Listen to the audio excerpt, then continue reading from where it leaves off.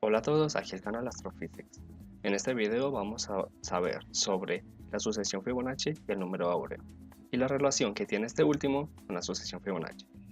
También vamos a programar cada uno de estos en Python.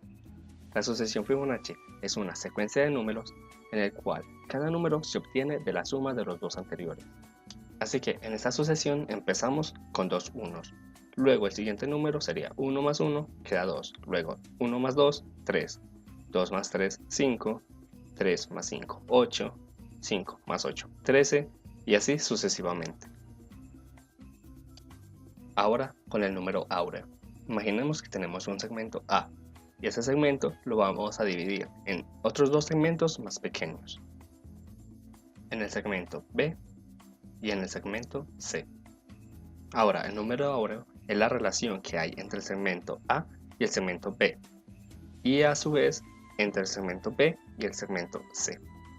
Esta relación ahora la veremos más en profundidad, nos da el valor aproximadamente de 1.61.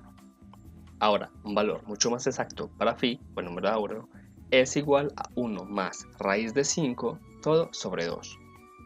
Luego vamos a hacer la relación entre la sucesión Fibonacci y el número áureo. En este caso podemos decir que 13 equivale a A, que 8 equivale a B y que 5 equivale a C. A su vez, en el número áureo podemos decir que el segmento A es la suma entre el segmento B y el segmento C. Como sabemos que A es igual a B más C, podemos decir que 13 es igual a 8 más 5. Y siguiendo con la relación, podemos decir que 13 dividido 8 es aproximado a 8 dividido 5. Ahora, si tenemos números mucho más grandes, nos va a dar un valor mucho más aproximado al que estamos buscando, que es alrededor de 1.61, o número áureo o phi. Seguimos con la parte de programar la sucesión Fibonacci y hallar el número áureo. Empezamos definiendo un límite o una cantidad de números que queremos hallar. Empezamos con int porque queremos hallar un número y no queremos una cadena de texto. Abrimos paréntesis y entre comillas preguntamos la cantidad de datos que queremos obtener. Inicializamos una variable que se llama n1, o sea, número 1 como 0 y n2 como 1. Ahora vamos a utilizar un ciclo for para ir generando los nuevos números de la sucesión, y la cantidad de números que la van a componer va a ser el límite que hallamos antes. Recordar que los ciclos y las funciones terminan con dos puntos. Ahora, al número 1 le vamos a sumar el número 2, para así dar el nuevo número de la secuencia. Este n1 más igual n2 también se puede expresar como n1 es igual a n1 más n2. Lo siguiente que vamos a hacer es actualizar los valores de n1 y n2, ya que los vamos a cambiar para los siguientes. En Python podemos asignar valores a varias variables en la misma línea.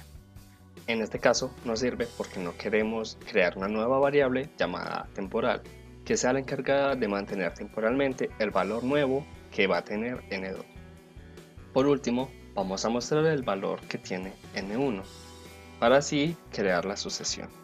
Esto lo podemos hacer mediante la función print. Ahora vamos a ejecutar el código y lo primero que nos va a pedir será la cantidad de números que queremos hallar. Escogemos por ejemplo 10 números y como vemos nos sale 1, 1, 2, 3, 5, 8, 13 y así sucesivamente, por lo que podemos concluir que nuestro código y secuencia son correctos. Ahora por último, con nuestra sucesión que creamos vamos a hallar el número phi. Como vimos anteriormente, la relación entre la sucesión y el número era el último número de la sucesión dividido el antepenúltimo número. Luego vamos a mostrar en pantalla mediante la función print el valor que estamos obteniendo de phi. Entre comillas copiamos \n para hacer un salto de línea y el valor dado de phi es, cerramos paréntesis, coma y el nombre de la variable de phi. Si volvemos a ejecutar el código y copiamos otra vez 10 números, nos va a dar un valor de phi de 1.618181 y así sucesivamente. Como un extra, vamos a comparar el valor real de phi con el valor que nos está dando a nosotros. Podemos renombrar la variable como phi obtenido y cambiarla en el print y crear otra nueva llamada phi real. Pero antes de esto, como vemos, que el valor de phi tiene una raíz cuadrada, debemos importar la librería math.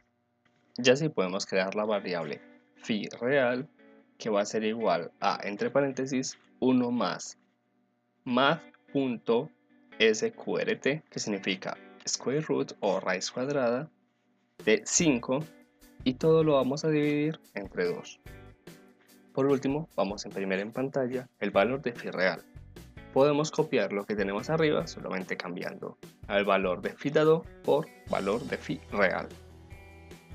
Por último, vamos a ejecutar otra vez el código y vamos a comparar esta vez con 10 números, con el valor de phi que nos dio y el valor de phi real, comparándolo con 50 números, que vemos que mientras más cantidad de números hallemos en la sucesión, más cercano va a ser el valor de phi que nos dio hacia el phi real. Muchas gracias de ver este video de Astrophysics. Pronto estaremos subiendo más videos relacionados con matemáticas, física, astronomía o programación.